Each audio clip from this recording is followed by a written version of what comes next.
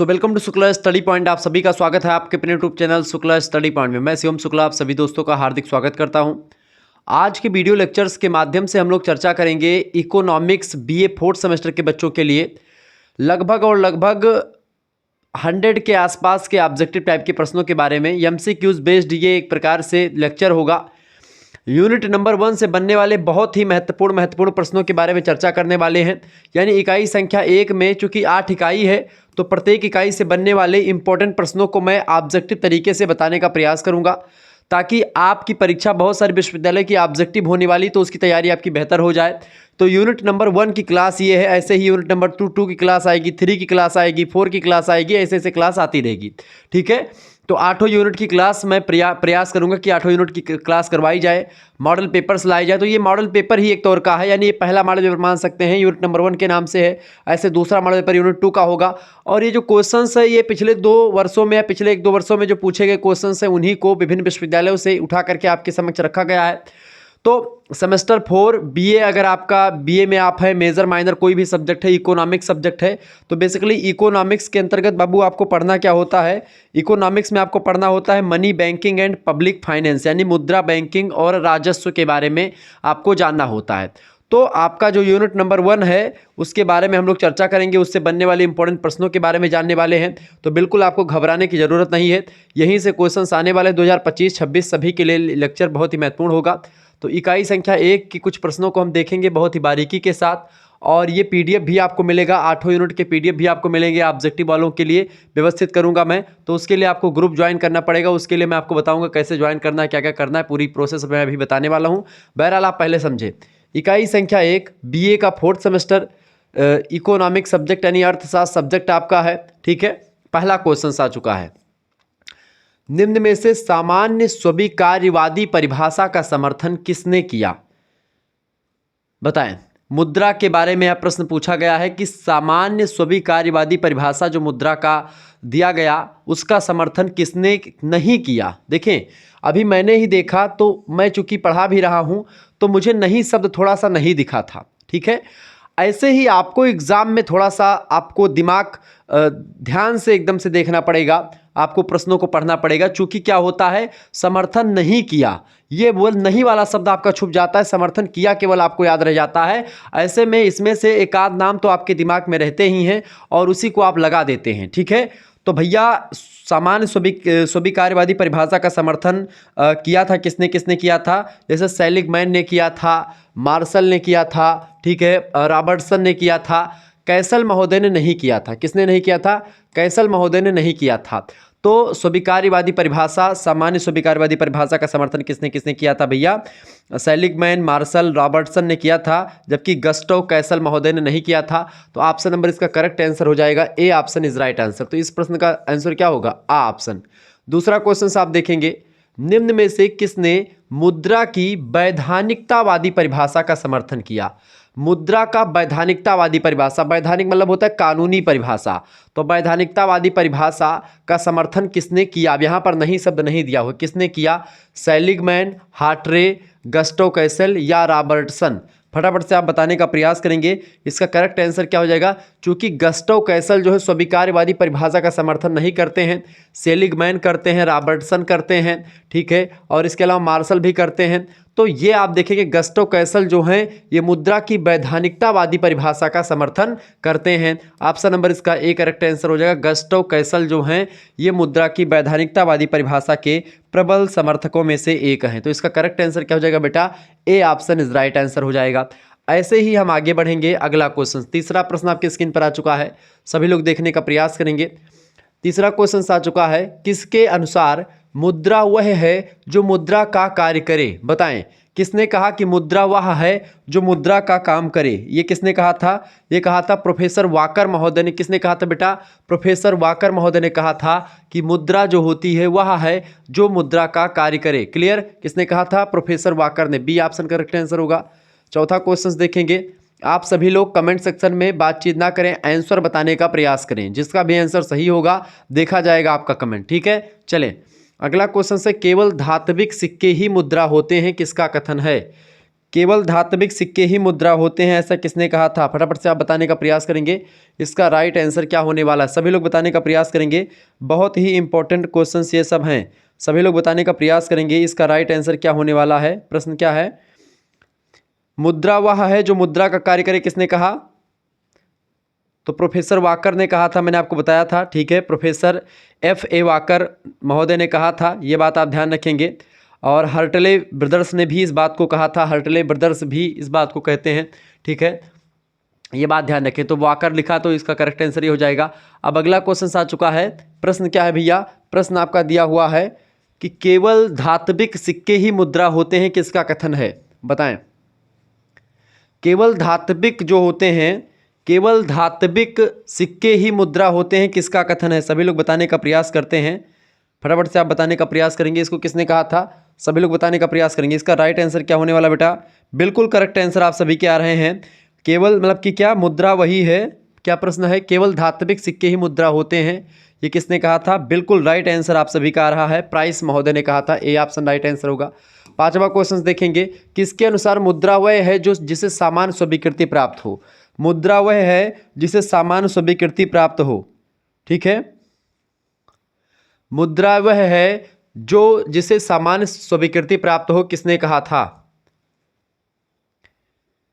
किसने कहा था? फटाफट से आप बताने का प्रयास करेंगे। किसने कहा था बेटा? मुद्रा वह वस्तु है जिसे सामान्य स्वीकृति प्राप्त हो। मुद्रा वह है जिसे सामान्य स्वीकृति प्राप्त हो, किसने कहा था? प्रोफेसर सेलिगमैन ने कहा था। बिल्कुल, किसने कहा था? प्रोफेसर सेलिगमैन ने इस बात को कहा था, ये बात ध्यान रखिए। किसने कहा था बेटा? सेलिगमैन ने कहा था। तो इसका राइट आंसर क्या हो जाएगा? Professor Seligman is right answer.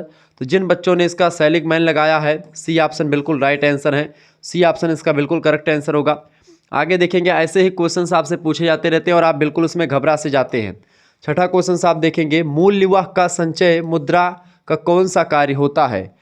मूल्य का संचय करना मुद्रा का कौन सा काम होता है? तो मूल्य का संचय करना मुद्रा का सहायक काम होता है, ठीक। क्या होता है? मुद्रा का सहायक काम होता है, सी ऑप्शन।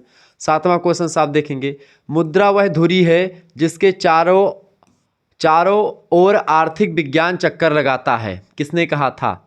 बताएं, फटाफट से आप बताने का प्रयास करें। बहुत ही जबरदस्त क्वेश्चन आपके स्क्रीन पर आ चुका है। प्रश्न क्या दिया हुआ है भाई? मुद्रा वह धुरी है जिसके चारों ओर आर्थिक विज्ञान चक्कर लगाता है, किसने कहा था?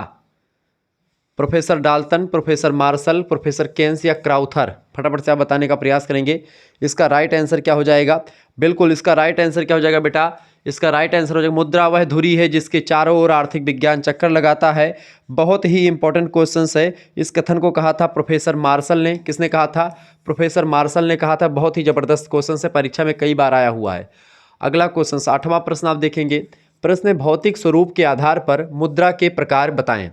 भौतिक स्वरूप के आधार पर मुद्रा कितने प्रकार की होती है? तो मुद्रा दो प्रकार की, एक होती धातु मुद्रा और एक होती पत्र मुद्रा, ठीक है। धातु मुद्रा और पत्र मुद्रा, ये भौतिक स्वरूप के आधार पर मुद्रा दो प्रकार की होती है। ऑप्शन नंबर इसका सी करेक्ट आंसर होगा। आ और बा दोनों टाइप के मुद्रा होती हैं। भौतिक स्वरूप, भौतिक स्वरूप का मतलब क्या होता है? ऐसा स्वरूप जिसको हम छू सकें, जिसको हम देख सकें, ऐसा स्वरूप। और मुद्रा का एक ऐसा स्वरूप होता है, आजकल क्या कैसा स्वरूप है? गूगल पे उठाया, फ़ोन पे उठाया, तुरंत ऐसे स्कैन किया, काम खत्म, भैया 10,000 तुमको देना, तुरंत तुम्हारे खाते में पहुंच गया। इस तरीके से सिस्टम चल गया है, तो वो आपका मुद्रा का अदृश्य पक्ष या अभौतिक पक्ष हो जाता है। अगला क्वेश्चन है, प्रमाणिक सिक्कों को क्या कहते हैं? फटाफट से आप बताने का प्रयास करेंगे। प्रमाणिक सिक्कों को क्या कहते हैं बेटा? प्रमाणिक सिक्कों को जो है हम लोग पूर्णकाय सिक्के कहते हैं। प्रमाणिक सिक्के पूर्णकाय मतलब कि पूरे शरीर के साथ होते हैं। प्रतीक सिक्के या सांकेतिक सिक्के नहीं होते हैं। सांकेतिक मुद्रा क्या है? देखिए, जैसे आजकल 100 रुपये की नोट है।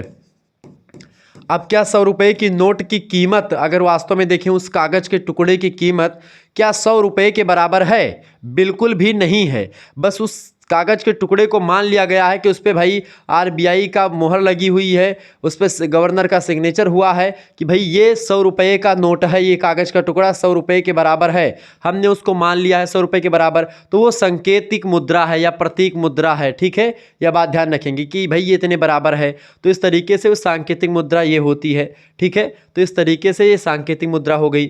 तो इसका करेक्ट आंसर क्या हो जाएगा, पूर्णकाय सिक्के ही जो होते हैं वो प्रमाणिक सिक्के कहे जाते हैं। ऑप्शन नंबर इसका आ करेक्ट आंसर हो जाएगा, ये बात ध्यान रखेंगे। तो जिन बच्चों को कोर्स ज्वाइन करना या फिर इस सभी का पीडीएफ प्राप्त करना, ऐसे ही और भी यूनिट के लेक्चर्स आएंगे, सभी सब्जेक्ट की क्लासेस होती है, सभी सब्जेक्ट के ऑब्जेक्टिव लिखे, सभी टाइप के मॉडल पेपर लिखित जो है चैप्टर वाइज क्लासेस को सब कुछ मिलने का प्रयास रहेगा। 9161936062 पर आपको SMS करना है, ठीक है, आपके लिए व्यवस्था कर दी जाएगी। सभी सब्जेक्ट की तैयारी आपकी होगी और उसमें PDF नोट्स के साथ तैयारी होगी। क्लास आपको YouTube पर मिल रही है, लेकिन इसकी PDF नोट्स आपको WhatsApp ग्रुप में मिलेगी। जो बच्चे जुड़ेंगे उन्हीं को मिलेगी PDF, बाकी सभी बच्चों को PDF नहीं मिलेगी। जो जुड़ेंगे, और जो फीस बहुत कम रखी गई है, तो जिनको भी जुड़ना है वो फटाफट से जुड़ जाइएगा। एक सब्जेक्ट की नहीं, सभी सब्जेक्ट की PDF मिलेगी। इसमें अपना नाम, अपने यूनिवर्सिटी का नाम और अपने सब्जेक्ट के नेम लिख करके आप भेज दीजिएगा, ठीक है। अपने सब्जेक्ट के नेम लिख करके भेज दीजिएगा। मेजर माइनर जो भी आपका सब्जेक्ट होगा, 3 आपका मेजर सब्जेक्ट, 1 माइनर, 1 को करिकुलर, इन सभी की तैयारी मात्र और मात्र 100 रुपीज़ में करवाई जा रही है। केवल 100 रुपये फीस आपकी लगेगी। कितने रुपये फीस है भैया, 100 रुपये फीस लगेगी, ठीक है। उसमें आपको सभी चीज़ें मिलेंगी, मॉडल पेपर के PDF नोट्स, रिवीजन क्लास, महामैराथन क्लास, महासंग्राम रिवीजन क्लास, सभी की आपको PDF नोट्स मिलेगी। वीडियो लेक्चर्स क्लासेस मिलेंगी, व्हाट्सएप ग्रुप में जोड़ा जाएगा, वहाँ पर लाइव क्लास की लिंक मिलेगी आपको, ठीक है। वीडियो लिंक मिलेगी, ठीक है, PDF मिलेगा। प्रीवियस ईयर क्वेश्चन पेपर भी वहाँ पर जो है मुहैया करवाने का प्रयास रहेगा। MCQs टाइप मॉडल पेपर हो या लिखित टाइप हो, सब कुछ आपको वहाँ पर मिलेगा। तो बिल्कुल आपको घबराने की जरूरत नहीं। 9161936062 पर तुरंत SMS करें अपना नाम, यूनिवर्सिटी नाम और सब्जेक्ट नेम। और इसमें आपके 5 सब्जेक्ट की तैयारी मात्र और मात्र 100 रुपीज़ में होगी। एक सब्जेक्ट की आप सीरीज लेंगे, 60 रुपये की एक सीरीज पड़ेगी, तो 55-30-300 रुपये की आपकी सीरीज हो जाएगी। लेकिन अगर आप 100 रुपये हमें देंगे तो उसका फ़ायदा क्या होगा कि आपको एक प्रकार से बहुत ही अच्छा कंटेंट और इंपॉर्टेंट कंटेंट मिलेगा, एग्जाम पॉइंट ऑफ व्यू के अकॉर्डिंग कंटेंट मिलेगा, जो आपकी परीक्षा में सीधे तौर पर पूछे जाएंगे, ठीक है। तो बिल्कुल आपको घबराने की ज़रूरत नहीं है, आपको सब चीज़ें मिलने का प्रयास रहेगा। तो जैसे ये क्लास हो रही है, तो इस क्लास की जैसे बहुत सारे बच्चे परेशान हो जाते हैं कि भाई इसका आंसर भी PDF के साथ मिले, तो इसका आंसर भी PDF के साथ मिल जाएगा। मैं चूँकि इसका आंसर करवा दूंगा, उसको लेकर के आंसर की भी इसकी मुहैया करवा दूंगा, ठीक है। तो परेशान नहीं होना आपको, क्लियर। चले, तो जिनको भी जुड़ना है वो इस नंबर पर SMS करके अभी तुरंत जुड़ जाएं, ताकि और क्लासेस का आनंद उठा पाएँ। ये पहली क्लास आपकी हो रही है इकोनॉमिक्स 4th सेमेस्टर की, बाकी ऐसे सभी सब्जेक्ट की, ज्योग्राफी, पॉलिटी, हिंदी, हिस्ट्री, सबकी आपको मिलेगी, ठीक है, लिखित ऑब्जेक्टिव सब। अगला क्वेश्चन आ चुका है, किसके अनुसार मुद्रा जो मानव जाति के लिए अनेक वरदानों का स्रोत है, नियंत्रण में ना रहने पर संकट का कारण बन जाती है, किसने कहा था? फटाफट से आप बताने का प्रयास करेंगे। इसका राइट आंसर क्या हो जाएगा, किसके अनुसार मुद्रा जो मानव जाति के लिए अनेक वरदानों का स्रोत होती है मुद्रा, ठीक है, उसका अगर मुद्रा पर नियंत्रण ना रखा जाए तो वो संकट का कारण भी बन सकती है। बिल्कुल ये बात बिल्कुल सही है, और इस बात को कहा था रॉबर्टसन नाम के एक जो है अर्थशास्त्री ने। इसका करेक्ट आंसर हो जाएगा बी ऑप्शन। जिन बच्चों ने बी लगाया उनका बिल्कुल राइट आंसर है। आगे देखेंगे 11वां प्रश्न विधि ग्राह्य मुद्रा कितने प्रकार की होती है? विधि ग्राह्य मुद्रा जो होती है वो कितने प्रकार की होती है भैया? वो 2 प्रकार की होती है। विधि ग्राह्य मुद्रा कितने प्रकार की होती है? 2 प्रकार की। एक होती है निश्चित मुद्रा और एक होती है अनिश्चित मुद्रा, ठीक है। कौन सी मुद्रा होती है? एक होती है निश्चित मुद्रा और दूसरी होती है बेटा अनिश्चित मुद्रा, ठीक है। कौन सी होती है? अनिश्चित मुद्रा, ठीक है। तो एक निश्चित मुद्रा और एक अनिश्चित मुद्रा, ये विधि ग्राह्य मुद्रा के 2 प्रकार होते हैं। सॉरी, सीमित और अनिश्चित। सीमित, यहाँ पर निश्चित ना करके सीमित कर लीजिएगा, सीमित मुद्रा, ठीक है। सीमित मुद्रा, सीमित या अनिश्चित मुद्रा, क्लियर। अगला क्वेश्चन 12वां नंबर आ चुका है, स्वतंत्र टंकण के भेद। टंकण माने क्या होता है? जहाँ पर एक प्रकार से जो है टाइपिंग वगैरह जो होता है उसी को टंकण कहते हैं, ठीक है। तो टंकण, स्वतंत्र टंकण के भेद हैं। स्वतंत्र टंकण के भेद जो हैं या उसके प्रकार हैं या उसके वर्गीकरण अब यहाँ पर हैं लिखा हुआ है। एक चीज़ आप ध्यान रखेंगे, ट्रिक। ऑब्जेक्टिव प्रश्नों में आपको थोड़ा सा स्मार्ट वर्क करने की ज़रूरत होती है। मैंने बहुत मेहनत करने के बाद में एक ट्रिक निकाली। वो ट्रिक यही है कि अगर लास्ट में आपको हैं दिया हो, ठीक है, क्वेश्चंस के लास्ट में हैं दिया हो और प्रश्न में आपका पूछा क्या जा रहा हो, भेद है, प्रकार हैं, विशेषताएं हैं, लाभ हैं, हानियां हैं, ठीक है, इसके प्रकार हैं या इसका एक प्रकार से इसकी जो है कारण परिणाम, ठीक, कुछ भी पूछा जाए इस तरीके से और लास्ट में हैं दिया हो, तो यहाँ पर बहुवचन संज्ञा हो जाती है, यानी प्लूरल नाउन हो गया। इस और लास्ट ऑप्शन में, उस ऑप्शन में क्या दिया होगा, उपयुक्त तो सभी दिया होगा डी ऑप्शन में।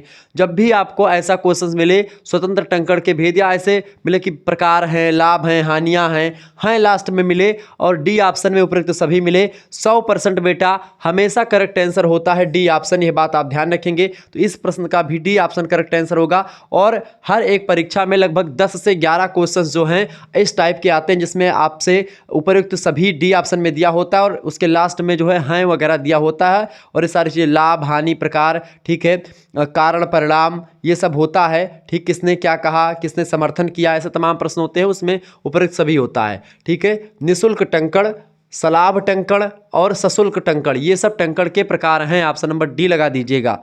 अच्छा, एक प्रश्न और इसी टाइप का आता है, स्वतंत्र टंकण के भी जैसे इससे पहले आता है और इसमें क्या होता है, दो ऑप्शन ए और बी दिए होते हैं और उसमें सी में होता है ए और बी दोनों सही हैं और डी ऑप्शन में वहाँ पर होगा इनमें से कोई नहीं। तो वहाँ पर हमेशा सी ऑप्शन करेक्ट आंसर होता है, ए और बी दोनों सही। ठीक है, तो ऐसे क्वेश्चंस को अगर आपको ना भी पता हो तो आप टिक करके चले आइएगा, आपको नंबर मिलेगा। चूंकि बीए, बीएससी, बीकॉम में किसी प्रकार की कोई माइनस मार्किंग नहीं होती है, तो इसको लेकर के आपको परेशान नहीं होना है।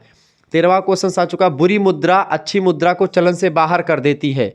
बहुत ही बढ़िया प्रश्न आ चुका है। बताएं, बुरी मुद्रा अच्छी मुद्रा को चलन से बाहर कर देती है, यह कथन किसका है? बताने का प्रयास करेंगे। प्रोफेसर क्राउथर, ग्रेसम, मार्शल या किसी का नहीं? फटाफट से आप बताएं, बताने का प्रयास करेंगे। किसने कहा था भैया कि बुरी मुद्रा अच्छी मुद्रा को बाहर कर देती है? थॉमस ग्रेसम ने कहा था। इसका बिल्कुल राइट आंसर क्या हो जाएगा? ग्रेसम महोदय ने कहा था। किसने कहा था? थॉमस ग्रेसम ने कहा था। ऑप्शन नंबर इसका बी राइट आंसर हो जाएगा। नेक्स्ट क्वेश्चन आपकी स्क्रीन पर आ चुका है, फटाफट से आप देखेंगे। 14 नंबर प्रश्न है, किसके अनुसार कोई भी अर्थव्यवस्था चाहे उसका रूप कुछ भी हो, मूल्य यंत्र के अभाव में कुशलतापूर्वक कार्य नहीं कर सकती है? किसने कहा था? बताएं। कोई भी अर्थव्यवस्था चाहे उसका रूप कुछ भी हो, मूल्य यंत्र के अभाव में या उसकी कमी में मूल्य यंत्र के कुशलतापूर्वक कार्य नहीं कर पाती है। यह बात एपी लर्नर ने कही थी। किसने कही थी? एपी लर्नर ने। Option number B correct answer होगा। 15वां क्वेश्चन देखेंगे, सर टॉमस ग्रेसम का महारानी एलिजाबेथ के निम्न में से क्या थे? मतलब कि बताएं, टॉमस ग्रेसम एलिजाबेथ के क्या थे? टॉमस ग्रेसम जो थे वो आर्थिक सलाहकार के रूप में काम करते थे महारानी एलिजाबेथ के यहाँ, जो कि ब्रिटेन की महारानी है। ऑप्शन नंबर इसका सी करेक्ट आंसर हो जाएगा। अगला क्वेश्चन आपकी स्क्रीन पर आ चुका है, 16वां नंबर क्वेश्चन आप देखेंगे बेटा। प्रश्न बहुत ही ज़बरदस्त है, घटिया मुद्रा बढ़िया मुद्रा को चलन से बाहर कर देती है। घटिया मुद्रा जो है वो बढ़िया मुद्रा को या अच्छी मुद्रा को चलन से बाहर कर देती है, टॉमस ग्रेसम का कथन है ये। Option number B correct answer होगा। अभी मैंने समझा, पत्र मुद्रा और धातु मुद्रा दोनों के एक साथ चलन होने पर कौन सी मुद्रा निकृष्ट समझी जाती है, यानी कि बेकार समझी जाती है? अगर धातु मुद्रा और पत्र मुद्रा दोनों एक साथ चलेंगी तो धातु मुद्रा जो होती है वो निकृष्ट समझी जाती है, जैसे सिक्का। अब धातु मुद्रा क्या है? सिक्का है। और पत्र मुद्रा क्या है? नोट। अब आपको कोई नोट देगा तो आप नोट लेंगे कि सिक्का लेंगे? आप क्या होंगे? आप नोट लेंगे। आप स्टील का सिक्का या उसका सिक्का, तमाम धातु का सिक्का आप रखेंगे? नहीं रखेंगे। यानी कि धातु मुद्रा जो होती है उससे बेटर सांकेतिक मुद्रा होती है, पत्र मुद्रा ज़्यादा चलन में होती है। ठीक है, तो ऑप्शन नंबर इसका बी करेक्ट आंसर हो जाएगा। 18 नंबर प्रश्न है, विश्व के अधिकांश देशों में कौन सा जो है मुद्रामान चल रहा है? फटाफट से आप बताने का प्रयास करेंगे। देश के अधिकांश देशों में कौन सा मुद्रामान चल रहा है? फटाफट से आप बताएंगे। तो देश के अधिकांश देशों में ये पत्र मुद्रामान जो है खूब अधिक मात्रा में चल रहा है। नोट वगैरह आप देख रहे हैं सांकेतिक मुद्रा के रूप में। अगला प्रश्न है, अच्छी मुद्रा से क्या तात्पर्य होता है? अच्छी मुद्रा का मतलब क्या होता है? देखिए, अब यहाँ पर प्रश्न आ गया, ट्रिक वाला लगा दे। अच्छी मुद्रा से क्या तात्पर्य है? तो नई मुद्रा, पूर्ण शुद्ध धातु रखने वाली मुद्रा, आकर्षक मुद्रा, तीनों है। और यहाँ पर हैं लिखा हुआ है, यहाँ पर उपयुक्त सभी दिया हुआ है, तो हमने देखा डी लगा दिया, करेक्ट आंसर डी होगा इसका। ठीक है, आगे बढ़ते हैं। अगला क्वेश्चन 20वां क्वेश्चन आपके स्क्रीन पर आ चुका है, सभी लोग देखने का प्रयास करें। बहुत ही जबरदस्त क्वेश्चन है। ऐसे ही आप लोग सभी लोग अपना प्यार बनाए रखें और इस तरीके से हम लेक्चर्स को आगे बढ़ाते रहेंगे, बढ़िया तरीके से समझते रहेंगे। ठीक है, इकाई number 1 BA 4th semester economics की क्लास चल रही है। आप सभी बच्चों का तहे दिल से शुक्रिया या तहे दिल से धन्यवाद। 20वां प्रश्न, ग्रेसम के नियम। आप सभी लोग वीडियो को प्लीज़ लाइक कर दीजिए अगर समझ में आ रहा है, मजा आ रहा है तो। ग्रेसम एक समाजशास्त्र मतलब कि एक अर्थशास्त्री हैं। ग्रेसम ने नियम दिया है कई सारा। ग्रेसम के नियम के संबंध में प्रोफेसर केंट का क्या कथन है? प्रोफेसर केंट ने क्या कहा था? प्रोफेसर केंट ने कहा था कि घटिया मुद्रा को चलन में चलाते रहना मानव का सामान्य स्वभाव होता है। जो घटिया मुद्रा होती है उसको चलन में मतलब कि चलाए रखना ये मानव का स्वभाव होता है, ये प्रोफेसर केंट ने कहा था ग्रेसम के नियम के संदर्भ में। तो ऑप्शन नंबर इसका ए करेक्ट आंसर हो जाएगा। 21 नंबर प्रश्न है, ग्रेसम के नियम की क्रियाशीलता का क्षेत्र किस मुद्रामान में लागू होता है? तो ग्रेसम के नियम की क्रियाशीलता का क्षेत्र जो होता है बेटा वो एक प्रकार से द्विधातु मान में लागू होता है, एक धातु मान में भी और पत्र मुद्रा मान में, इन सभी में लागू होता है ग्रेसम का नियम। ऑप्शन नंबर डी लगा देंगे ऊपर, तो सभी में लागू होता है। 22 नंबर क्वेश्चन आपकी स्क्रीन पर आ चुका है। प्रश्न आप देखेंगे, यदि बैंकिंग का पर्याप्त विकास हो चुका है तो निम्न में से क्या सही है? ग्रेसम के नियम की प्रभावशीलता में वृद्धि होती है, या फिर ग्रेसम के नियम की प्रभावशीलता स्थिर रहती है, या फिर ग्रेसम के नियम की प्रभावशीलता में कमी आती है? तो ग्रेसम के नियम की प्रभावशीलता में कमी आती है कब? जब बैंकिंग का पर्याप्त विकास हो चुका हो। जो निम्न में से क्या सही होगा उसके? तो जब यदि बैंकिंग का पर्याप्त विकास हो चुका हो तो ग्रेसम के नियम की प्रभावशीलता जो होती है वो धीरे धीरे कम होने लगती है। आगे देखेंगे, अगला प्रश्न है, निम्न में से किस अर्थव्यवस्था में उत्पत्ति के भौतिक साधनों पर संपूर्ण जो है समान का स्वामित्व पाया जाता है? बताएं। समाज का, फटाफट से आप बताएंगे। निम्न में से किस अर्थव्यवस्था में उत्पत्ति के भौतिक साधनों पर संपूर्ण समाज का स्वामित्व पाया जाता है? तो ऐसी अर्थव्यवस्था को समाजवाद कहते हैं। समाजवाद अर्थव्यवस्था ऐसी अर्थव्यवस्था है जिस अर्थव्यवस्था में उत्पत्ति के भौतिक साधनों पर संपूर्ण समाज का बराबर स्वामित्व होता है। Option number A correct answer होगा। जबकि निजी स्वामित्व होता है पूंजीवादियों में, ठीक है, ये बात ध्यान रखें। मिश्रित अर्थव्यवस्था में समाज का भी यानी सरकार का भी और निजी स्वामित्व दोनों होता है उत्पादन के साधनों पर, उत्पत्ति के साधनों पर। 24 नंबर क्वेश्चन आ चुका है, किस प्रकार की अर्थव्यवस्था में सार्वजनिक तथा निजी क्षेत्रों का सह अस्तित्व पाया जाता है? बताएं। किस प्रकार की अर्थव्यवस्था में सार्वजनिक तथा निजी क्षेत्रों का सह अस्तित्व पाया जाता है? एक साथ जो है अर्थव्यवस्था सार्वजनिक और निजी दोनों होते हैं, तो ऐसी अर्थव्यवस्था को मिश्रित अर्थव्यवस्था कहते हैं। और दुनिया का जो है बढ़िया देश जो है भारत अपना, ये मिश्रित अर्थव्यवस्था को फॉलो करता है। यहाँ पर प्राइवेट बस भी चलती है, सरकारी बस भी चलते हैं, ठीक है। इसका तात्पर्य क्या है बेटा? इसका तात्पर्य यही है कि ये यहाँ पर समाजवादी अर्थव्यवस्था और पूंजीवादी दोनों को हम फॉलो करते हैं। पूंजीवाद मतलब कि जिसमें प्राइवेट सेक्टर में सारी चीज़ें होती हैं, और समाजवाद के मतलब क्या होता है? जहाँ पर सरकारी हाथों में सब कुछ होता है, ठीक है। तो यहाँ पर सरकारी बस भी, प्राइवेट बस भी, सरकारी स्कूल भी, प्राइवेट स्कूल दोनों चलते हैं, ठीक है। जबकि रूस जो है वो समाजवाद है और वहाँ पर सारी चीज़ें सरकारी होती हैं, अमेरिका में सारी चीज़ें प्राइवेट होती हैं। क्लियर? चले, पूंजीवाद के संबंध में निम्न में से क्या सही है? देखिए, पूंजीवाद जो होता है वो एक प्रकार से उत्पत्ति साधनों पर निजी स्वामित्व होता है इसमें। साथ ही साथ में इसमें और क्या होता है? इसमें होता ये भी है कि कीमत यंत्र से प्रेरित होता है, ठीक है। कीमत यंत्र से प्रेरित होता है। उत्पत्ति के साधनों पर प्राइवेट सेक्टर का हाथ होता है, स्वामित्व होता है। ऑप्शन नंबर इसका सी लगा देंगे, आ और बा दोनों करेक्ट आंसर हो जाएंगे। 26 नंबर क्वेश्चन आप देखेंगे। प्रश्न है, एडम स्मिथ मुद्रा को क्या मानते थे? एडम स्मिथ जो कि अर्थशास्त्र के जनक भी हैं, ये मुद्रा को बंजर और महत्वहीन मानते हैं। ऑप्शन नंबर इसका सी करेक्ट आंसर होगा। 27 नंबर प्रश्न, क्राउथर के मुद्रा के संबंध में क्या विचार थे? क्राउथर मुद्रा के बारे में क्या कहते हैं? क्राउथर कहते हैं मूलभूत तथा आवश्यक आविष्कार है मुद्रा, ठीक है। मूलभूत जो है और आवश्यक आविष्कार के रूप में मुद्रा के संबंध में विचार दिए हैं काउथर महोदय ने, प्रोफेसर काउथर। 28 नंबर प्रश्न है, पूंजीवादी अर्थव्यवस्था का आधार है। पूंजीवादी अर्थव्यवस्था का आधार क्या है भैया? पूंजीवादी अर्थव्यवस्था का आधार क्या होता है? आर्थिक स्वतंत्रता।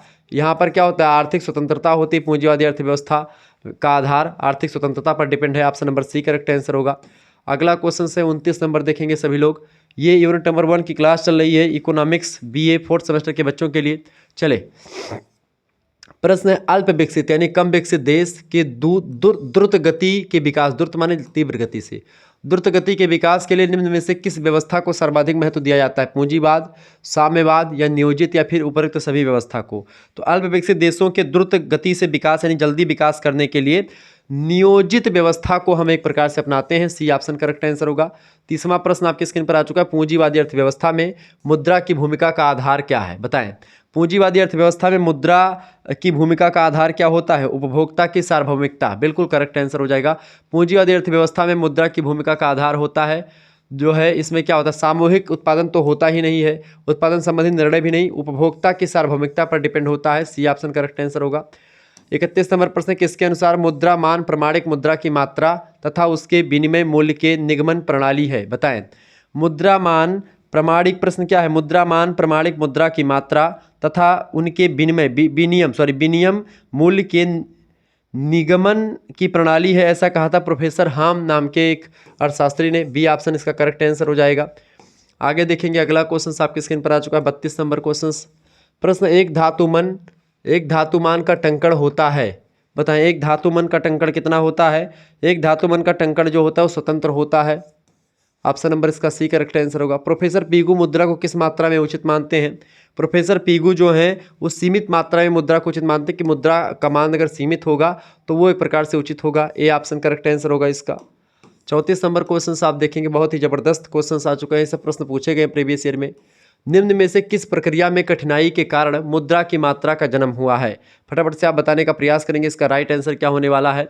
निम्न में से किस प्रक्रिया में कठिनाई के कारण से मुद्रा की मात्रा का जन्म हुआ है? तो वस्तु विनिमय में कठिनाई होने की वजह से। चूंकि वस्तु विनिमय मतलब क्या होता है, एक वस्तु हम आपको दे के और आप हमको दूसरी वस्तु दे देंगे, यही वस्तु विनिमय होता है। जब इसी की एक प्रकार से जो है इसी प्रक्रिया में कठिनाई उत्पन्न होने लगी तब मुद्रा की मात्रा का जन्म हुआ, मुद्रा सामने आई। मुद्रा के बारे में से हम आपको 100 रुपये देंगे, 100 रुपये के बराबर की वस्तु आप हमको दे देंगे। नहीं, पहले क्या होता था, वस्तु विनिमय होता था कि 100 रुपये की वस्तु हम आपको देंगे और आप हमको वस्तु देंगे दूसरी, ठीक है। तो यानी वस्तुओं को आपस में बदल लेना ही वस्तु विनिमय कराता है। विनिमय का मतलब अंग्रेजी में एक्सचेंज होता है, हम कुछ आपको देंगे आप हमको कुछ देंगे, ठीक है। तनी तू हम मैं देखो, तनी हम तू का देखी, ये टाइप के भाव, ठीक है। यानी कि हम आपको कुछ देंगे आप हमको कुछ दीजिएगा, ठीक है। तो इस तरीके से एक्सचेंज हो जाता है। जैसे आपके पास गेहूं है तो आप गेहूं हमको दे दिए, हमारे पास चावल है हम आपको चावल दे दिए। इस तरीके से वस्तु विनिमय हुआ करता था। तो इसी को एक प्रकार से इसी की वजह से, इसी कठिनाई की वजह से क्या हुआ, वस्तु विनिमय में कठिनाई हुई और इस वजह से मुद्रा का एक प्रकार से प्रचलन आया। एक धातु मन के अंतर्गत प्रमुख सिक्का होता है। एक धातु मन के अंतर्गत प्रमुख सिक्का जो होता है वो असीमित विधि ग्राह्य होता है। बी ऑप्शन इसका करेक्ट आंसर हो जाएगा, ठीक है। अगला क्वेश्चन आ चुका है, पूंजीवादी अर्थव्यवस्था का आधार है। पूंजीवादी अर्थव्यवस्था का आधार क्या है, सभी को पता होगा। पूंजीवाद में आर्थिक स्वतंत्रता महसूस होती है। सी ऑप्शन इसका करेक्ट आंसर हो जाएगा। अगला क्वेश्चन आपकी स्क्रीन पर आ चुका है, 37 नंबर प्रश्न है, किस प्रकार की अर्थव्यवस्था में सार्वजनिक तथा निजी क्षेत्रों का सह अस्तित्व पाया जाता है? यानी सह अस्तित्व वाले होता है एक साथ साथ जो दोनों पाए जाते हैं। कौन कौन से? निजी यानी प्राइवेट सेक्टर, सार्वजनिक यानी कि जो है पब्लिक सेक्टर। पब्लिक और जो है प्राइवेट दोनों सेक्टर जो होते हैं साथ साथ पाए जाते हैं, वो अर्थव्यवस्था होती बेटा मिश्रित अर्थव्यवस्था। ऑप्शन नंबर इसका डी करेक्ट आंसर होगा। जिन बच्चों ने डी लगाया उनका बिल्कुल राइट आंसर है। आगे देखेंगे 38 नंबर क्वेश्चन है, पूंजीवादी अर्थव्यवस्था में मुद्रा की भूमिका का आधार क्या होता है? पूंजीवादी अर्थव्यवस्था में मुद्रा की भूमिका का आधार जो होता है वो उत्पादन संबंधी निर्णय हो गया, उपभोक्ता की सार्वभौमिकता हो गई, सामूहिक उत्पादन नहीं। तो ये इसका करेक्ट आंसर क्या हो जाएगा? उत्पादन संबंधी निर्णय हो सकता है लेकिन यहाँ पर उपभोक्ता की सार्वभौमिकता ज़्यादा बेटर होगी। ऑप्शन नंबर इसका सी करेक्ट आंसर होगा। पूंजीवादी अर्थव्यवस्था की भूमिका का आधार जो होगा वो सी ऑप्शन इसका बिल्कुल राइट आंसर होगा, ठीक है। आगे देखते हैं, अगला क्वेश्चन आपके स्क्रीन पर आ चुका है, फटाफट से आप देखेंगे 39 नंबर क्वेश्चन आ चुका है। बहुत ही ज़बरदस्त क्वेश्चन है, परीक्षा के दृष्टिकोण से आपके बढ़िया क्वेश्चन से परीक्षा में आएगा, ये बात आप ध्यान रखेंगे। ऐसे क्वेश्चन आपकी परीक्षा में आते रहते हैं।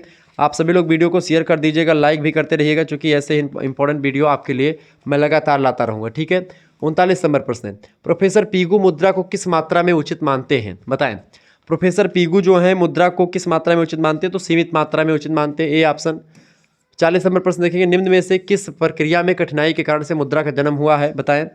तो बताएं किस प्रक्रिया में कठिनाई होने से वस्तु विनिमय में कठिनाई है? तो प्रश्न आपका दोबारा फिर से आ गया। चले 41, किसके अनुसार मुद्रा मान प्रमाणिक मुद्रा की मात्रा तथा उसके विनिमय मूल्य के मतलब कि नियमन की प्रणाली है? फटाफट से आप बताने का प्रयास करेंगे, किसके अनुसार भाई? फटाफट से आप बताने का प्रयास करेंगे। तो ये होगा आपका प्रोफेसर हाम। करेक्ट आंसर क्या हो जाएगा? प्रोफेसर हाम इसका राइट आंसर हो जाएगा। क्लियर? तो ये आपका प्रश्न आपका इसका लगभग दोबारा से आ चुका है। हालांकि आप देखेंगे ये चीज़ें बस एक आध दो चीज़ें आपका प्रोफेसर हाम, बी ऑप्शन। अगला क्वेश्चन आपके स्क्रीन पर आ चुका है, फटाफट से आप देखेंगे 42 नंबर क्वेश्चन है, एक धातुमन का टंकण होता है, सीमित, स्वतंत्र या असीमित? बताएं, फटाफट से आप बताने का प्रयास करें। तो एक धातुमन के अंतर्गत जो एक प्रकार से टंकण होता है वो कैसा होता है? वो एक प्रकार से जो है सीमित, स्वतंत्र होता है। क्या होता है? स्वतंत्र होता है। इसका करेक्ट आंसर क्या हो जाएगा? सी ऑप्शन होगा इसका, अभी हमने चर्चा करा। एक धातुमन के अंतर्गत प्रमुख सिक्का होता है, एक धातुमन के अंतर्गत प्रमुख सिक्का जो होता है वह असीमित विधिग्राह्य है और सीमित विधिग्राह्य दोनों टाइप का होता है, ठीक है। सीमित और असीमित दोनों हो सकता है। फटाफट से आप बताने का प्रयास करेंगे। तो सीमित और 1 मिनट, प्रश्न क्या पूछा गया है? एक धातुमन के अंतर्गत प्रमुख सिक्का होता है, एक धातुमान के अंतर्गत प्रमुख सिक्का जो होता है वो असीमित विधिग्राह्य होता है। असीमित विधिग्राह्य, असीमित विधिग्राह्य, option number B correct answer होगा। ये थोड़ा सा द्विधातुमान के अंतर्गत सिक्कों के बीच अनुपात किसके द्वारा निश्चित किया जाता है? फटाफट से आप बताने का प्रयास करेंगे। द्विधातुमान के अंतर्गत सिक्कों के बीच का अनुपात जो होता है वो टकसाल के एक प्रकार से द्वारा निश्चित होता है। ऑप्शन नंबर इसका ए करेक्ट आंसर हो। टकसाल क्या होता है? जहां पर मुद्रा छपती है उसी को टकसाल कहा जाता है। अगला क्वेश्चन आपकी स्क्रीन पर आ चुका। अमेरिका में किस सन में द्विधातुमान का पूर्णतः परित्याग कर दिया गया? अमेरिका में किस सन में द्विधातुमान, द्विधातुमान मतलब कि दो धातुओं के आधार पर मुद्रा का मान डिसाइड होता था। तो ये एक प्रकार से अमेरिका में कब परित्याग कर दिया गया, कब खत्म कर दिया गया इसको? 1879 में खत्म कर दिया गया। C option. पत्र मुद्रामान को क्या कहते हैं बताएं? सांकेतिक मुद्रामान, धात्विक मुद्रामान या प्रबंधित चलमान? फटाफट से बताएंगे, इनमें से कोई नहीं। पत्र मुद्रामान, पत्र मुद्रामान को बेटा क्या कहते हैं? प्रबंधित चलमान। क्या बोलते हैं इसको? पत्र मुद्रामान को क्या कहते हैं? सभी लोग बताने का प्रयास करेंगे। पत्र मुद्रामान को क्या कहते हैं? पत्र मुद्रामान को क्या कहते हैं बताएं? सभी लोग बताने का प्रयास करेंगे। इसका राइट आंसर क्या होगा? बातचीत ना करो। कागज के नोटों को पत्र मुद्रामान कहते हैं और इसे निर्गमित मुद्रा भी कहा जाता है। निर्गमित मुद्रा, ठीक है, ये बात ध्यान रखेंगे। और भारत में पत्र मुद्रा जारी करने का अधिकार किसको पास है? भारतीय रिजर्व बैंक के पास है। पत्र मुद्रा जो होती है सरकार द्वारा जारी किए गए कागजों से बनी होती है। पत्र मुद्रा की पूर्ति में वृद्धि करना आसान होता है। पत्र मुद्रा कम जगह में ज़्यादा मात्रा में रखी जा सकती है, नोट वगैरह। पत्र मुद्रा को गिनने और परखने में आसानी होती है। पत्र मुद्रा को आप मतलब कि छुपा करके भी आसानी से रख सकते हैं और उसको आप छू भी सकते हैं। पत्र मुद्रा के चलन से बहुमूल्य धातु की बचत होती है। पत्र मुद्रा के चलन से धातु के सिक्के कम चलन में हो जाते हैं। पत्र मुद्रा में लोचता भी पाई जाती है। पत्र मुद्रा को संकटकालीन मित्र भी कहा जाता है। कभी दिक्कत में फंसे हैं तो आप जो तुरंत जेब में रखें, तुरंत निकाल करके उसको दे सकते हैं। संकट काल में पत्र मुद्रा ही काम आती है। तो पत्र मुद्रा जो होती है उसको क्या कहते हैं? उसको सांकेतिक मुद्रा भी कहते हैं। क्या कहते हैं? एक मिनट, सांकेतिक मुद्रामान तो कह ही सकते हैं इसको, लेकिन इसको बेसिकली अगर देखें तो प्रबंधित चलमान भी कहते हैं, क्योंकि प्रबंधन के अकॉर्डिंग ये फिट होता है कि कौन सी मुद्रा कितने रुपए की, कौन सा कागज कितने का होगा। सांकेतिक मुद्रा तो मान लेते हैं वो चलवाया गया था किसके द्वारा? आपने देखा होगा जो है फिरोज शाह तुगलक था, उसने चलवाया था इसको, ठीक है। तो वो सांकेतिक मुद्रा थी, लेकिन प्रबंधित चलमान भी इसको कह सकते हैं। पत्र मुद्रामान को सांकेतिक मुद्रा भी उसका कह सकते हैं, ठीक है। पत्र मुद्रामान के क्या गुण है? ये कागज के नोट ही पत्र मुद्रामान होते हैं। पत्र मुद्रामान का गुण क्या होता है? ये एक प्रकार से क्या होता है, मैंने आपको बताया, लोचशील होता है। संकट काल में मित्रता होती है, मित्र व्यय प्रणाली होती है, कम खर्चीला, ऑप्शन नंबर डी लगा देंगे। उपरोक्त सभी कम खर्चीली होती है, संकट काल में हमारा साथ देती है। तो ये सारी चीज़ें हैं, ठीक है। पत्र मुद्रामान के दोष भी कई सारे हैं। देखें, मैंने आपको बताया था जब भी ऐसे दोष और हानि वगैरह, लाभ हानि पूछा जाए, है लिखा हो तो डी ऑप्शन में जो दिया हो ही मार दीजिएगा, बिल्कुल सही है। जनता का कम विश्वास है, स्वयं संचालकता का अभाव है, मुद्रास्फीति का भय भी इससे बना रहता है कभी कभी। इसी वजह से पत्र मुद्रामान के सब दोष हैं, ठीक है। 49 नंबर प्रश्न, किसके अनुसार पत्र चलन के प्रबंध और नियंत्रण में थोड़ी सी भूल विनाशकारी प्रभाव दिखाई या दिखाती है, जिसकी कल्पना अन्य मुद्रामानों में नहीं की जा सकती है? तो पत्र मुद्रामान में क्या होता है? पत्र चलन के प्रबंध और नियंत्रण में थोड़ी सी अगर भूल हो जाती है तो दिक्कत का सामना करना पड़ सकता है। ये बात किसने कही थी? प्रोफेसर किनले ने कही थी, किनले महोदय ने। सी ऑप्शन इसका बिल्कुल राइट आंसर हो जाएगा, ठीक है। नोट अगर ज़्यादा कम छप गए तो फिर उसको दिक्कत का सामना करना पड़ सकता है। ज़्यादा नोट छप गए तो फिर महंगाई आ जाएगी, यानी जब पैसा ज़्यादा होगा तो महंगाई ऑटोमेटिक बढ़ जाती है, ये बात ध्यान रखेंगे। तो पैसा मार्केट में ज़्यादा, महंगाई बढ़ने का मतलब क्या होता है? मार्केट में पैसा का बढ़ना, ठीक है। जब पैसा बढ़ जाता है तो इसी वजह से क्या होता है बेटा? पैसे के बढ़ने से ही महंगाई बढ़ती है, ये बात आप ध्यान रखेंगे। क्लियर? आगे देख, नोट निर्गमन पद्धतियाँ कौन कौन सी हैं? नोट निर्गमन पद्धतियाँ बताएं। नोट निर्गमन पद्धतियाँ, इनमें से देखें, न्यूनतम विधि पद्धति, साधारण जमा पद्धतियाँ हैं। अब यहाँ पर डी दिया ऊपर सभी, तो बिल्कुल राइट आंसर वही होगा। अनुपातिक विधि पद्धति, अनुपातिक विधि पद्धति, ये सब एक प्रकार से पद्धतियाँ जो हैं, अनुपातिक निधि पद्धति, साधारण जमा पद्धति, न्यूनतम विधि पद्धति, ये सब नोट निर्गमन की पद्धतियां हैं। ऑप्शन नंबर इसका डी लगा देंगे ऊपर सभी। 51 नंबर प्रश्न है, वर्तमान में भारत में नोट निर्गमन की कौन सी पद्धति प्रचलित है? भारत में नोट छापने की कौन सी पद्धति इस समय चल रही है? न्यूनतम निधि पद्धति चल रही है, ठीक है। फटाफट से आप बताने का प्रयास करेंगे, बताइए भाई। वर्तमान में भारत में नोट निर्गमन की कौन सी पद्धति प्रचलित है?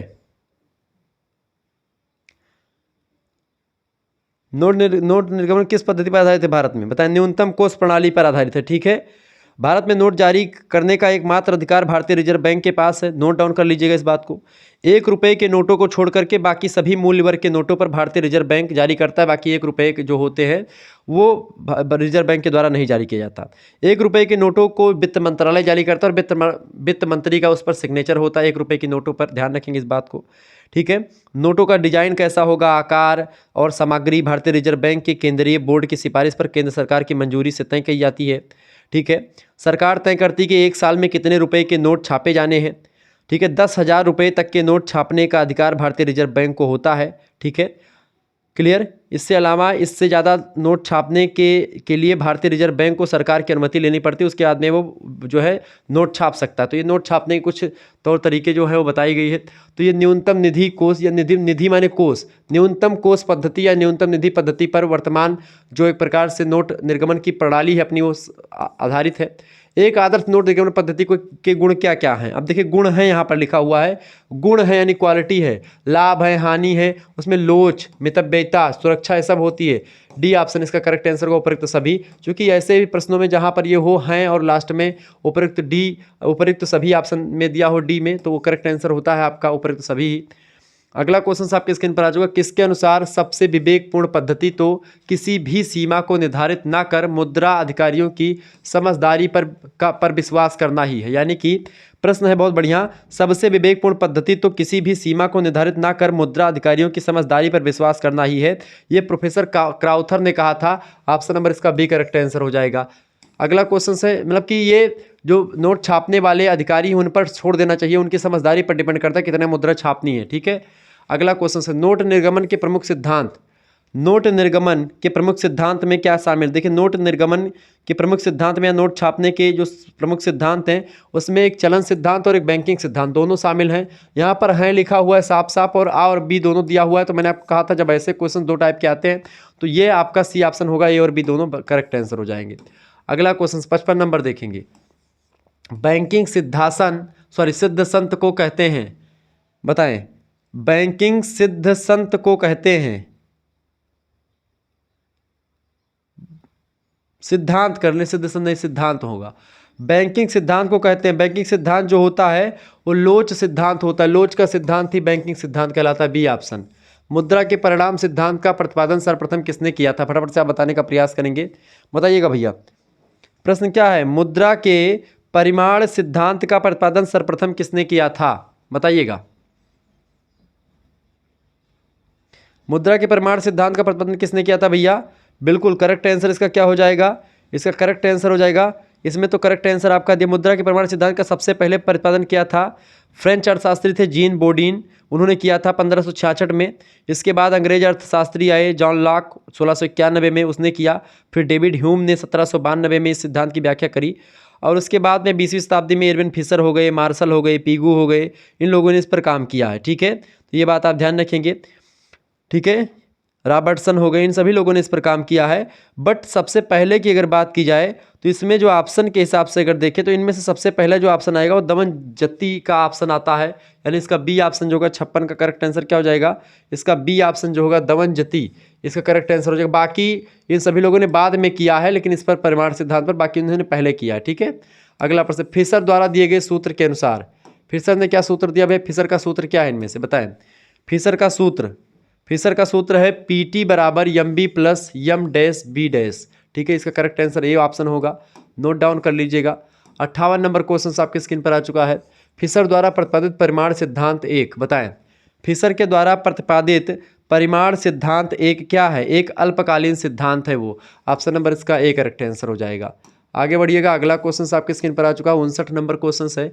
सभी लोग देखने का प्रयास करेंगे, बहुत ही जबरदस्त क्वेश्चन आ चुका है, परीक्षा की दृष्टि से आपके बहुत ही महत्वपूर्ण है। बताएं, फिशर का परिमाण सिद्धांत एक पक्षीय सिद्धांत है क्योंकि? बताएं, फिशर का परिमाण सिद्धांत जो है, परिमाण सिद्धांत किसने दिया था? फिशर ने, मतलब सभी लोगों ने दिया था, कई लोगों ने दिया था, लेकिन जो फिशर का परिमाण सिद्धांत है वो एक पक्षीय सिद्धांत है। क्योंकि क्योंकि यह केवल पूर्ति पक्ष पर जोर देता है, इसी वजह से यह एक पक्षीय है। देखिए मांग और पूर्ति दोनों पर जोर देगा तब ही वो एक प्रकार से व्यवस्थित माना जाएगा, क्योंकि डिमांड एंड सप्लाई इसी पर पूरा का पूरा इकोनॉमिक्स टिका हुआ है। तो जो फिशर का परिमाण सिद्धांत है केवल पूर्ति, यानी कि केवल आप पूर्ति करते रहो, मांग अपने आप डेवलप होगी, इस सिद्धांत पर काम करते हैं फिशर। जबकि जो है मांग के अकॉर्डिंग पूर्ति करना ही एक अच्छे अर्थशास्त्री का संकल्प होता है। अगला प्रश्न, फिशर के अनुसार मुद्रा की मात्रा तथा सामान्य कीमत स्तर में कैसा संबंध होता है? तो फिशर कहते हैं कि मुद्रा की मात्रा और सामान्य कीमत स्तर में जो संबंध होता है वो प्रत्यक्ष अनुपातिक संबंध होता है। मुद्रा की मात्रा और सामान्य कीमत स्तर में प्रत्यक्ष अनुपातिक संबंध होता है। डी ऑप्शन इसका करेक्ट आंसर होगा। अगला क्वेश्चन 61 नंबर प्रश्न आपके स्क्रीन पर आ चुका है। प्रश्न भैया, कैम्ब्रिज समीकरण के अनुसार मुद्रा की मांग के निम्न में से किससे प्रभावित होती है? मुद्रा की मांग बताएं। कैम्ब्रिज समीकरण के अनुसार अगर देखें तो मुद्रा की मांग जो होती है वो प्रभावित होती किससे भाई? किससे प्रभावित होती है? साख के पत्रों मतलब साख पत्रों के प्रयोग से, व्यापार चक्रों से भी और धन के वितरण से भी प्रभावित होती है। ऑप्शन नंबर डी लगा देंगे, उपरोक्त सभी से प्रभावित होती है। नेक्स्ट क्वेश्चन, फिशर के समीकरण P बराबर mb/t के अनुसार निम्न में से कौन सा तथ्य गलत है? बताएं। फिशर के समीकरण P बराबर mb/t बताएं।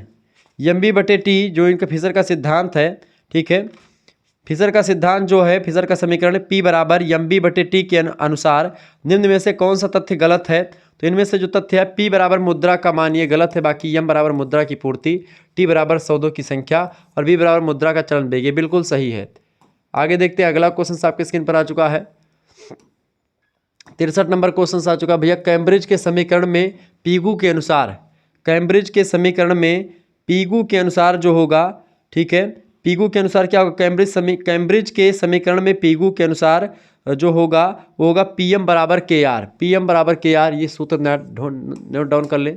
जब मुद्रा की पूर्ति में वृद्धि होती है तो वस्तुओं का मूल्य, जब मुद्रा की पूर्ति यानी मुद्रा की पूर्ति बढ़ जाती है, पैसा लोगों के पास ज़्यादा हो जाता है, तो वस्तुओं का मूल्य ऑटोमेटिक जो होता है वो कैसा हो जाएगा? बढ़ जाएगा। जैसे जब लगन आती है तो लोगों के पास पैसा आ जाता है, पैसा लोग निकालते हैं, चाहे खेत बेचते हैं, चाहे कहीं से बैंक में रखे रहते हैं उसको निकालते हैं। अब जब वो शादी ब्याह आती है तो हर एक चीज़ का रेट बढ़ जाता है। क्यों? क्योंकि सभी के पास पैसा आ जाता है उस दौरान, ठीक है, कहीं पर भी जो धरे उठाए हैं सब निकाल कर खर्च करते रहते हैं। यानी जब मुद्रा की पूर्ति ज़्यादा हो जाती है, मुद्रा ज़्यादा हो जाती है तो वस्तुओं का रेट ऑटोमेटिक बढ़ जाता है। मुद्रा मार्केट में कम आती है तो लोग सामान को चूंकि नहीं खरीदेंगे, चूंकि उनके पास पैसा नहीं है, तो लोग जो होंगे मतलब कि जो है उस वस्तुओं को सस्ता कर देंगे ताकि लोग खरीदें। जैसे कभी कभी क्या होता है, जब आपके पास पैसे होते हैं तो आप सोचते हैं ये भी कर ले वो भी कर ले, लेकिन जब आपके पास पैसा नहीं होता है तब आप जो है उसी चीज़ को नहीं करते हैं। जैसे कि जब टमाटर जो होता है बहुत कम मात्रा में आता है तब उसको आप जो है नहीं खरीदते हैं, महंगा होता तो नहीं खरीदते हैं। या पैसा जब आपके पास बहुत होता तो आप जो है सोचते हैं मोटरसाइकिल भी ले ले, ये भी ले ले, वो भी ले ले, लेकिन जब आपके पास पैसा ही नहीं होता है तो आप कुछ भी नहीं सोचते हैं। तो इससे क्या होता है, डिमांड कम हो जाती है वस्तुओं की। जब डिमांड कम हो जाती है, ठीक है, तो सप्लाई भी धीरे धीरे कम होने लगती है। अब डिमांड चूंकि कम है, लोग खरीद नहीं रहे, तो लोग उसको सस्ता कर देते हैं, सेल लगाते हैं, इस तरीके से तमाम सारी चीज़ें हो जाती हैं, ठीक है, ये बात आप ध्यान रखें। तो ये बढ़ जाता है। अगला क्वेश्चन आपके स्क्रीन पर आ चुका, फटाफट से आप देखने का प्रयास करेंगे। 65 नंबर क्वेश्चन आ चुका भैया। प्रश्न, कैम्ब्रिज विचारधारा के अंतर्गत प्रोफेसर मार्शल के द्वारा प्रतिपादित समीकरण को किस प्रकार लिखा जा सकता है? तो प्रोफेसर मार्शल के द्वारा प्रतिपादित समीकरण जो है उसको आप लिख सकते हैं, देखिए y बराबर PO भी लिख सकते हैं, P बराबर m/KO लिख सकते हैं, ये भी लिख सकते हैं, यानी कि डी ऑप्शन ऊपर सभी तरीके से उसको लिख सकते हैं। कैम्ब्रिज विचारधारा के अंतर्गत वास्तविक शेष समीकरण किसने दिया था? तो वास्तविक शेष समीकरण दिया था लॉर्ड कीन्स ने। ऑप्शन नंबर इसका बी करेक्ट आंसर हो जाएगा। इस तरीके से आप लोगों ने बहुत सारे प्रश्नों को समझ लिया, ठीक है। मिलेंगे फिर हम नेक्स्ट वीडियो में, तब तक के लिए जय हिंद जय भारत। आप सभी का बहुत बहुत धन्यवाद हमारे साथ जुड़ने के लिए। वैसे आपको अगर हमारे साथ जुड़ना है तो 91 61 93 60 62 पर आप SMS करके हमारे साथ जुड़ सकते हैं, जिसमें आपको सब चीज़ों की PDF वगैरह मिलती रहती है। अपना नाम, अपनी यूनिवर्सिटी का नाम और अपने सब्जेक्ट नेम लिख करके भेज दीजिएगा। आपके पास एक स्कैनर भेजा जाएगा, उसी पर आपको मात्र 100 रुपीज़ पेमेंट करवा देने हैं। आप किसी दूसरे से भी करवा सकते हैं, खुद भी कर सकते हैं। उसके बाद में आपको व्हाट्सएप ग्रुप से जोड़ दिया जाएगा, ठीक है। आपको ग्रुप से जोड़ने के बाद में वहाँ पर आपको लाइव क्लास की लिंक मिलेगी, ठीक है, वीडियो लेक्चर्स मिलेंगे, ठीक है, PDF नोट्स मिलेगी, ठीक है, प्रीवियस ईयर क्वेश्चन पेपर मिलेंगे, मतलब सब कुछ आपको मिलेगा। यहाँ पर केवल एक सब्जेक्ट नहीं बल्कि 3 मेजर सब्जेक्ट, एक माइनर, एक को करिकुलर, सभी की तैयारी, जो भी आपके सब्जेक्ट होंगे सभी की तैयारी ऑब्जेक्टिव लिखित सब टाइप की हो जाएगी। जिन बच्चों को जुड़ना है वो हमारे से जुड़ सकते हैं। मात्र 91 61 93 62 पर SMS करना है और 100 रुपये मात्र उस स्कैनर जो आपके पास भेजा जाएगा उस पर आपको सेंड कर देना है, ठीक है। और इस तरीके से आप बेहतर तरीके से तैयारी कर पाएंगे।